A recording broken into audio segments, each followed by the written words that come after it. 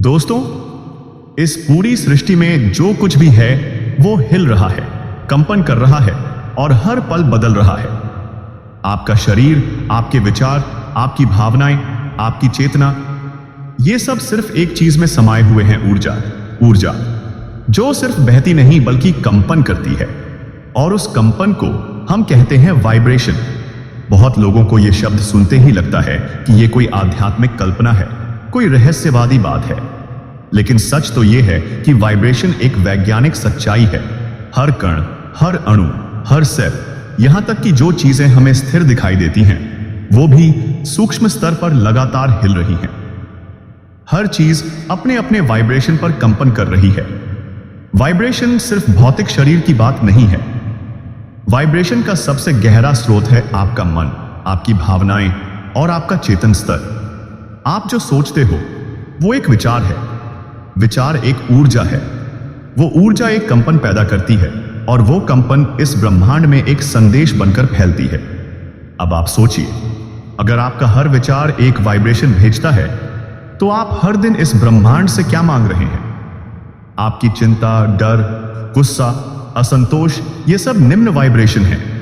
जब आप इन भावनाओं में रहते हैं तो आपका पूरा ऊर्जा क्षेत्र धीमा, भारी और असंतुलित हो जाता है। और तब आप ऐसे अनुभवों को अपनी ओर खींचते हैं जो उन्हीं भावनाओं से मेल खाते हैं, अर्थात और ज्यादा संघर्ष, और ज्यादा थकावट, और ज्यादा दुख।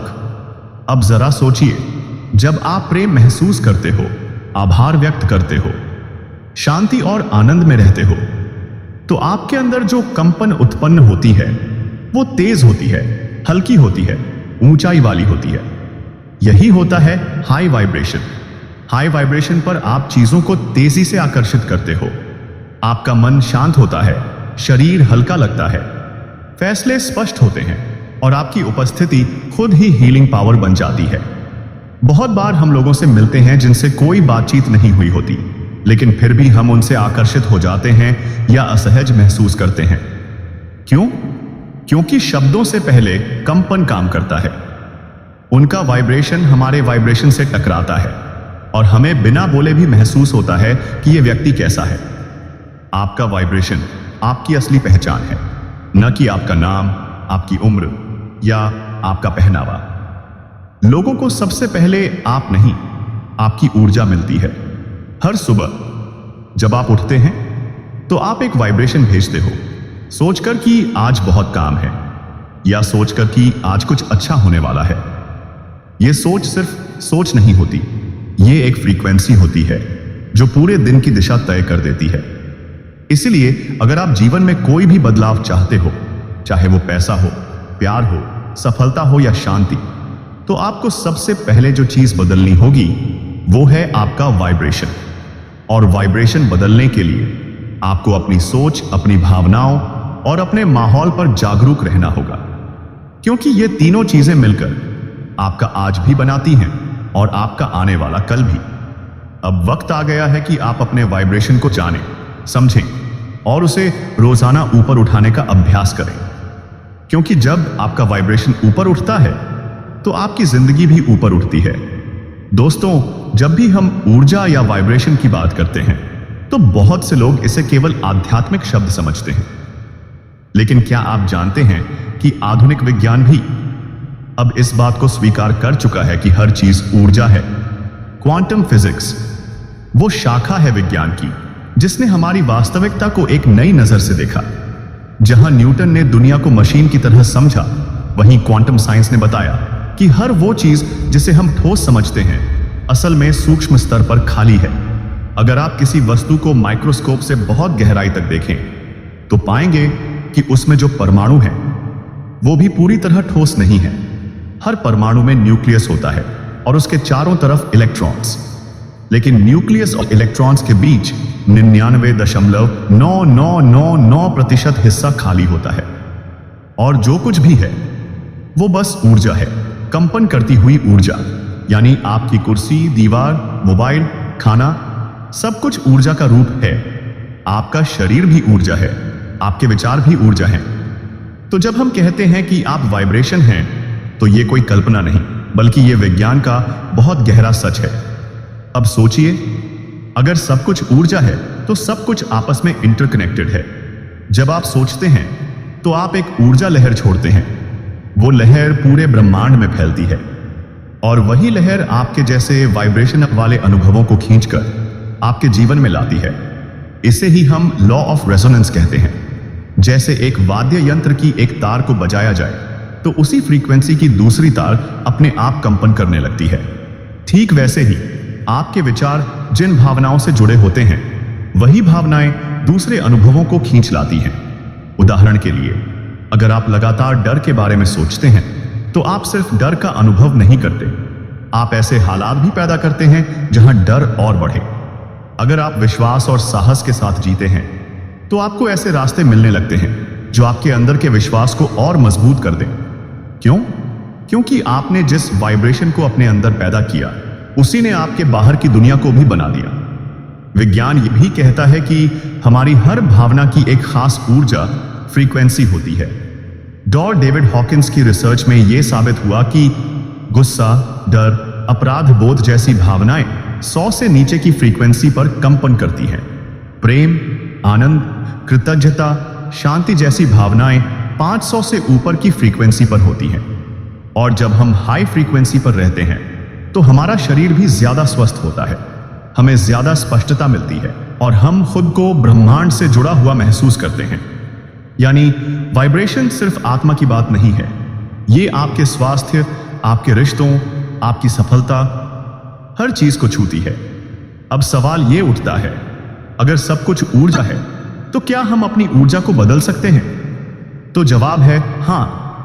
आपके विचार, आपकी सांसें, आपका भोजन, आपका वातावरण, यहां तक कि आपकी नीयत भी आपकी वाइब्रेशन को ऊपर या नीचे ले जा सकती है।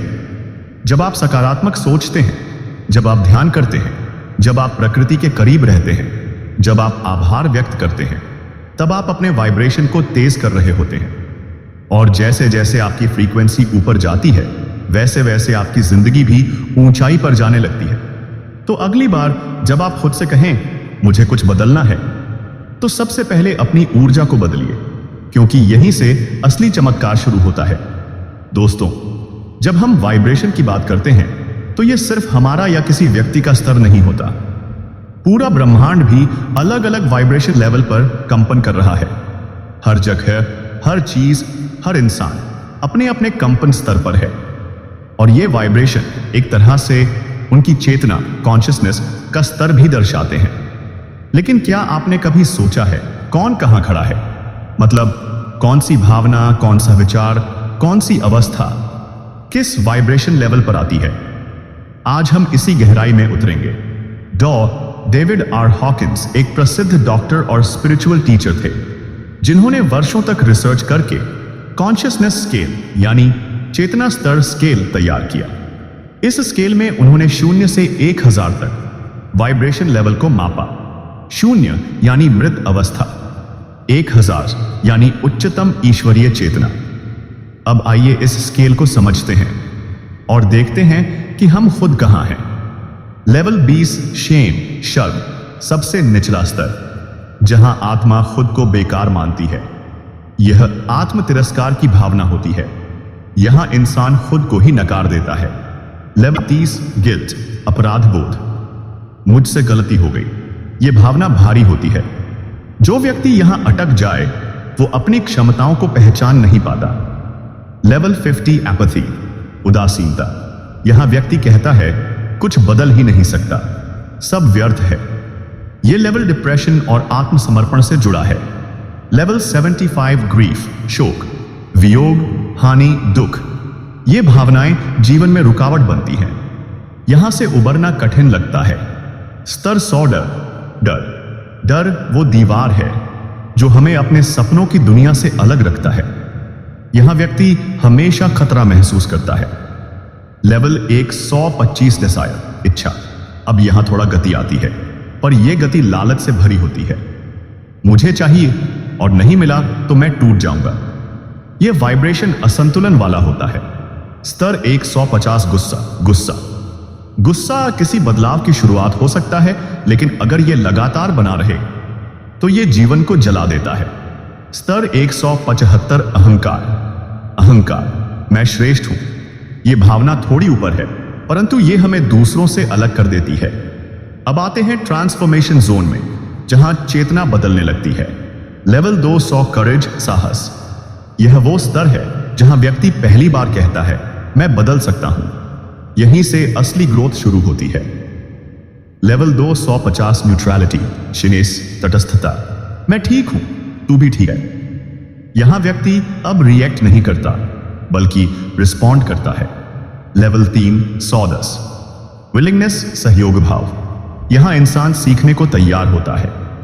मुझे बदलना है और मैं कोशिश करूंगा। स्तर 3 150 स्वीकार्यता, स्वीकार्यता। जो है वो है और मैं इससे सीखूंगा। यहां से व्यक्ति दूसरों को जज करना छोड़ देता है। स्तर 400 तर्क से तर्क। यहां ज्ञान आता है, समझ आती है। यह वैज्ञानिक, दार्शनिक और विचारशील व्यक्तियों का स्तर है। अब आते हैं हाईएस्ट स्पिरिचुअल वाइब्रेशंस की ओर। लेवल 500 लव, प्रेम। यह शुद्ध प्रेम है, बिना शर्त के। यहां व्यक्ति दूसरों के लिए जीता है बिना बदले की उम्मीद के। लेवल 540 आनंद। यहां जीवन एक लहर बन जाता है, हर चीज में दिव्यता दिखाई देती है। स्तर 700 शांति। यह वो अवस्था है जहां व्यक्ति को सब कुछ एक जैसा लगता है, न कोई विरोध, न कोई मोह। स्तर 700 प्रबोधन। यहां बुद्ध, यीशु, कृष्ण जैसे महापुरुष आते हैं। यह स्तर अत्यंत दुर्लभ है। लेवल 1000 गॉड कॉन्शियसनेस, ईश्वर चेतना। इससे ऊपर कुछ नहीं, यह परम ब्रह्म है, जहां से सृष्टि की शुरुआत होती है। तो दोस्तों, अब जब आप ये पूरा स्केल देख चुके हैं, तो आप खुद से पूछ सकते हैं, मैं इस समय किस स्तर पर हूं? क्या मेरी ऊर्जा अभी डर में है या प्रेम में? याद रखिए, आपका हर दिन, हर विचार, हर भावना आपके वाइब्रेशन को ऊपर या नीचे ले जा रही है। और सबसे बड़ी बात, आप बदल सकते हैं। हर पल एक अवसर है खुद को उठाने का, ऊंचाई पर ले जाने का। आपका लक्ष्य किसी से बेहतर होना नहीं है, बल्कि खुद के कल से बेहतर बनना है। दोस्तों, जब हमारी आत्मा का कंपन यानी वाइब्रेशन नीचे गिरने लगता है, तो अक्सर हम समझ नहीं पाते कि हमारे साथ क्या हो रहा है। हम सोचते हैं कि शायद किस्मत खराब है, लाइफ में कुछ सही नहीं चल रहा, या फिर दुनिया ही गलत है। लेकिन असल में गड़बड़ी बाहर नहीं होती, गड़बड़ी होती है हमारी ऊर्जा में। आज हम जानेंगे लो वाइब्रेशन के वो छुपे हुए लक्षण जो धीरे धीरे हमारी ऊर्जा को खा जाते हैं और हमें दुख, डर और उलझनों में डुबो देते हैं।